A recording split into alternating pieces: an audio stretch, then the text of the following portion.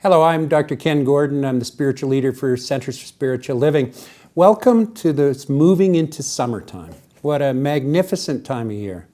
You know, I think about it from my childhood and all the great trips we used to take, the holidays, just the excitement of the whole thing, being off of school, what a treat that was.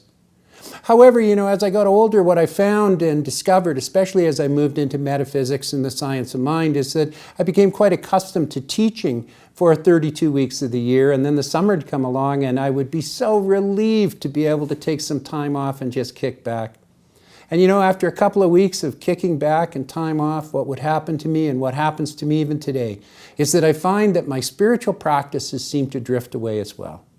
And all of a sudden, I find myself falling back into that rut that runs through each and every one of us of the historical data that we used to have.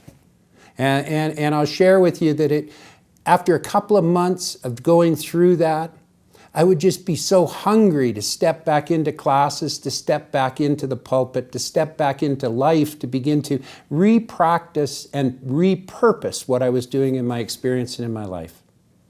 We have such a magnificent world that we live in. It's absolutely beautiful. And it's made even more beautiful when we're aware of our connectivity and connection with spirit and with each other. What an incredibly powerful thing that is. We write about spiritual freedom on a regular basis, and we look around our society and our world, and we definitely can see that there isn't equality in religious freedom. But I will tell you something is nobody can ever take away your spiritual freedom if you choose to enact it. Spiritual freedom is an act that is done within a human being for their own selves. It is not in any way contingent upon what happens on the outside. It's not contingent upon government. It's not contingent upon anything other than our ability to be able to practice, to put it into activity and put it into action in our lives. We at the Science of Mind teach this on a regular basis. The most powerful and most empowering thing that occurs in my life is my ability to be able to do my spiritual practice. It awakens me. It brings me back into awareness. It allows me to be alert, to be able to watch those parts and pieces of myself that have a tendency to fall away from the principles of truth that are taught by all the great religions.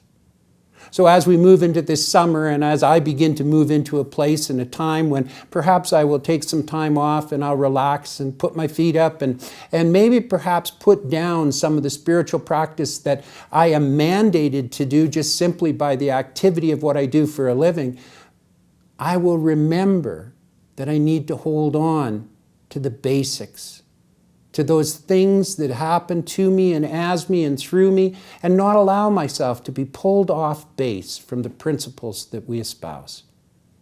I will tell you something, is that the individualization of spirit that is who you are is the truth of who you are. And that true happiness and true joy does not come from the tangible things in our life. Instead, what it comes from is that solid, deep core knowing of our connection with each other in love, light, joy, and beauty. So I know that I'm going to have a great, great summertime, and I trust you will as well. I will hold that in mind for you because I love you and see who you are, and I trust that'll be the same after I take a couple weeks off. Blessings. Please know you're loved. Thank you.